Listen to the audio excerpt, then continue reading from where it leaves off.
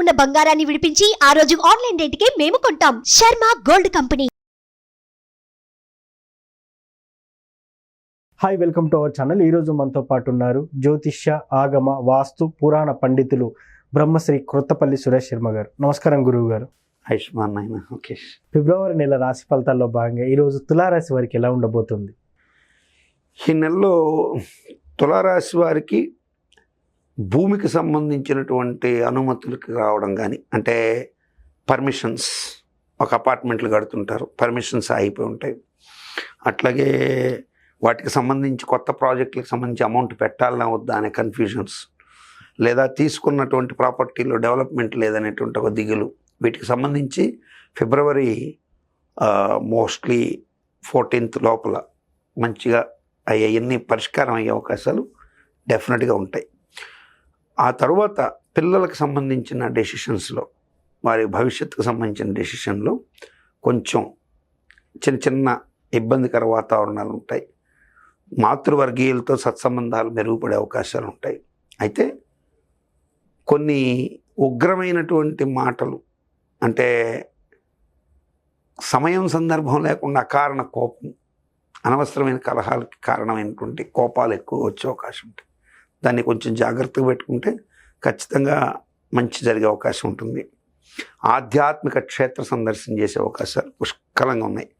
నేను కన్యారాశిలో కూడా చెప్పడం మర్చిపోయాను. ఆధ్యాత్మిక రాశిలో కూడా కన్యారాశి వారికి కూడా తీర్థక్షేత్ర యాత్ర దర్శనం అవకాశం ఉందో, అట్లాగే తులారాశి వాళ్ళు అనుకోకుండా తీర్థయాత్రకు వెళ్ళే అవకాశాలు ఉంటాయి.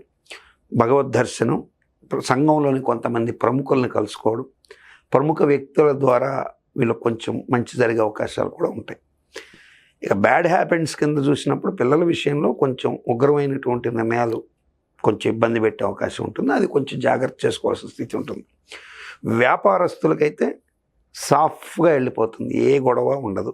ఈ నెలలో మోర్ ఆఫ్ ది పార్ట్ మీరు కావాలంటే డైరీ మెయింటైన్ చేస్తే, ఏ రోజు ఏం చేశామని రాసుకుంటే, మంత్ ఎండింగ్కి వచ్చిందో చూస్తే అందులో యాక్యురేట్గా 90% వాళ్ళకి మేలుగానే కనపడుతుంది తప్ప ఫెయిల్యూర్ అయితే కనపడదు. ఓ 10% అనేది మానవ సహజంగా కనపడచ్చు. 90% ఈ నెలలో వ్యాపారస్తులకైతే అన్నీ మంచిగానే జరుగుతాయి. యోచనతో నిర్ణయాలు తీసుకునే అవకాశాలు ఎక్కువగా ఉన్నాయి. కేంద్ర గురువు యోగాన్ని ఇస్తాడు. 6 రాహు, 6 విత్తధాత్రి. విదేశీ ఉద్యోగాలకి, వీసాలకి ట్రై చేసే వాళ్ళకి అవి కూడా ప్రాప్తించే అవకాశాలు ఎక్కువగా ఉంటాయి. విదేశీ ఉద్యోగం, నాకు అప్లికేషన్ ఫెయిల్ అయిందండి, నాకు వీసా రాలేదండి అనేవాళ్ళు, అలాగే విద్యలకు సంబంధించి నాకు సరైనటువంటి విదేశీ అవకాశాలు రాదని మంచి జరిగే అవకాశం ఉంది. అట్లాగే స్వాతి నక్షత్రం బట్టి విదేశాల్లో స్టాండ్ అయినటువంటి వాళ్ళకి కొంత ఫ్యామిలీకి సంబంధించినటువంటి గందరగోళ పరిస్థితులు కావచ్చు, అట్లాగే వాళ్ళ ఉద్యోగ భద్రతకు సంబంధించి ఆర్థికంగా ఎర్నింగ్స్కి సంబంధించి కొత్త మార్గాల ద్వారా లబ్ధి పొందే అవకాశాలు ప్రస్ఫుటంగా ఉంటాయి. అన్ని రకాలుగా కూడా మోస్ట్ ఆఫ్ ది పార్ట్ బాగానే ఉంటుంది. భార్యాభర్తల సంబంధ బాంధవ్యాలు ఏమి దెబ్బతినవు. ఇటు వచ్చి పిల్లలకు చెప్పాను కదా, ఆ నిర్ణయాలు పిల్లలకు సంబంధించినటువంటి డెసిషన్స్లో కొంచెం ఇంటికి సహజంగా యజమాని అంటే భర్త కాబట్టి కొంచెం నిర్ణయాలని భర్త తీసుకునే అవకాశం ఎక్కువగా ఉంటుంది. కాబట్టి ఈ తులారాశిలోని మగవాళ్ళు పిల్లల విషయంలో బాధ్యతల్ని భార్యకి కొంత భాగం కల్పించి ఎక్కువ పాటు వాళ్ళ మీద పెట్టి వాళ్ళ పరంగా వాళ్ళ వాదనను కూడా వినడం ద్వారా మంచి జరిగే అవకాశాలు ప్రస్ఫుటంగా ఉంటాయి. విద్యార్థులకు ఎలా ఉండదు? విద్యార్థులకి గురువు యోగంగా డైరెక్ట్ చూస్తున్నారు. చెప్పాను కదా, విదేశీ విద్యలు యోగంగా ఉన్నాయి, స్వదేశీ విద్యలు ఇంకా అద్భుతంగా ఉంటాయి.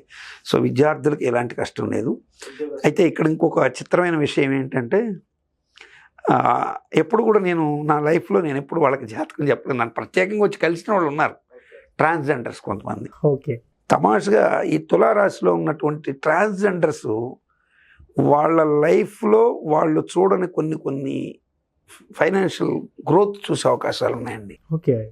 ఆశ్చర్యంగా ఉంటుంది. నేను మొన్ననే స్టడీ చేశాను ఆ విషయం. ఎందుకను అంటే, మీరు ఎలా డిసైడ్ చేస్తున్నారు గురుగారు నన్ను అడగచ్చు.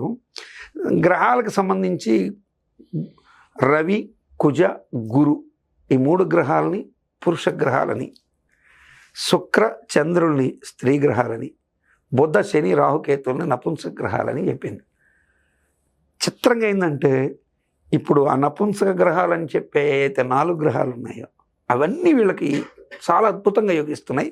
సో వీళ్ళు వాళ్ళని నాకు అవమానకరంగా కాదు, అంటే ట్రాన్స్జెండర్ అంటే మీన్స్ కన్వర్టెడ్, నపుంసకం, పురుషుడు కాని విధానంలో మారడం, నా పుంసత్వం ఇది నపుంసకత్వం. సో మగవాళ్ళు ఉండి ఇప్పుడు సపోజు జనబాహుళ్యంలో ప్యాంట్ షర్ట్ వేసుకొని ఒక లోపలేమో ఈ ఫీల్స్ ఎక్కువ ఉన్నటువంటి ఎవరైనా ఉన్నా వాళ్ళు ఇప్పుడు పాజిటివ్ డెసిషన్ తీసుకోవడానికి, అంటే వాళ్ళు మామూలు లైఫ్లోకి రావాలి, మనకి ఇటువంటి ఆలోచనలు ఉండొద్దు. అర్థమవుతుంది మీకు? అవును.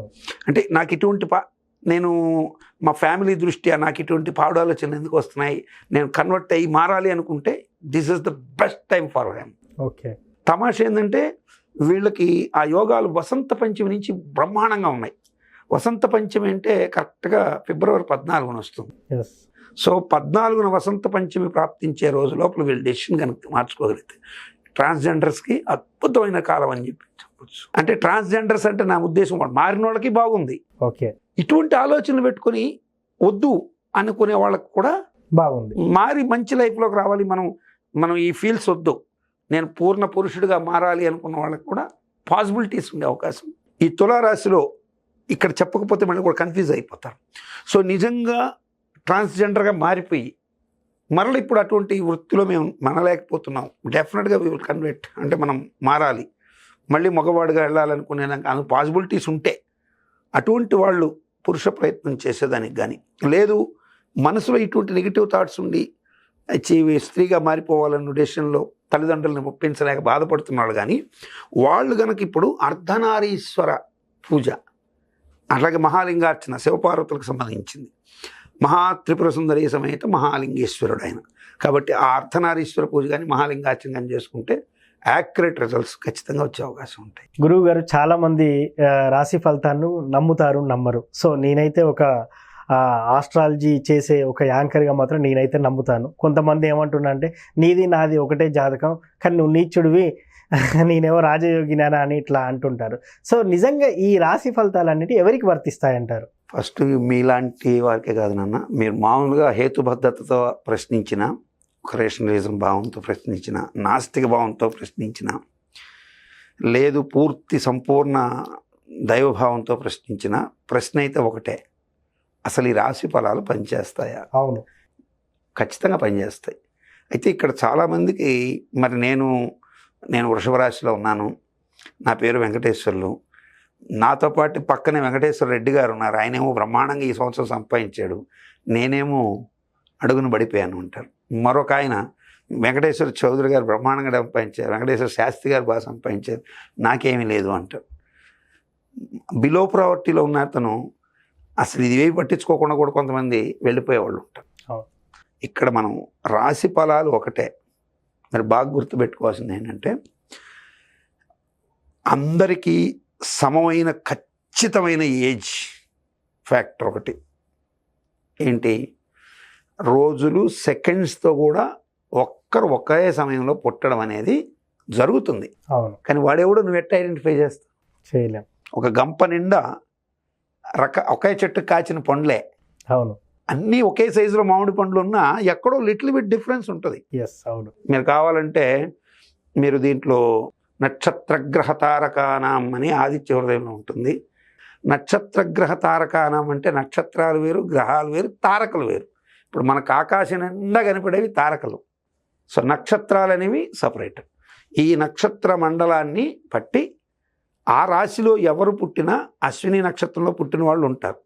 ఇప్పుడు అశ్విని నక్షత్రంలో ఒక చిన్న నెలబిడ్డ పుడతాడు, అట్లాగే ముదుసలైనడు అక్కడే ఉంటాడు, ఒక కప్ప కూడా అక్కడే పుడుతుంది, ఒక జింక కూడా అక్కడే పుడుతుంది, ఒక గొర్రె కూడా అక్కడే పుడుతుంది. సో ఇవన్నీ పుడతాయి, పుట్టడం అయితే నక్షత్రాలు అందరూ పుడతారు.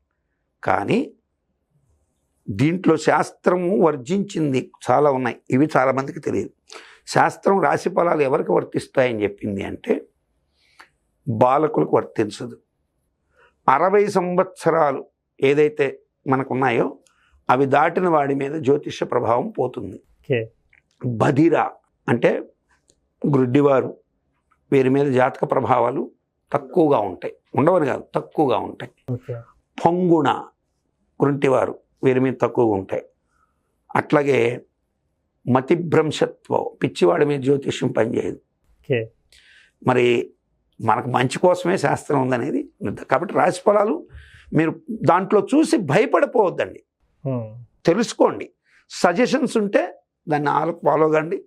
ఒకవేళ మంచిగా ఉంటే హ్యాపీగా ఉండండి. చెడు ఉంటే భయపడద్దు, హ్యాపీగా ఉండండి. అది రాశి ఫలాల గురించి. థ్యాంక్ యూ గురుగారు. ఆయుష్మాన్.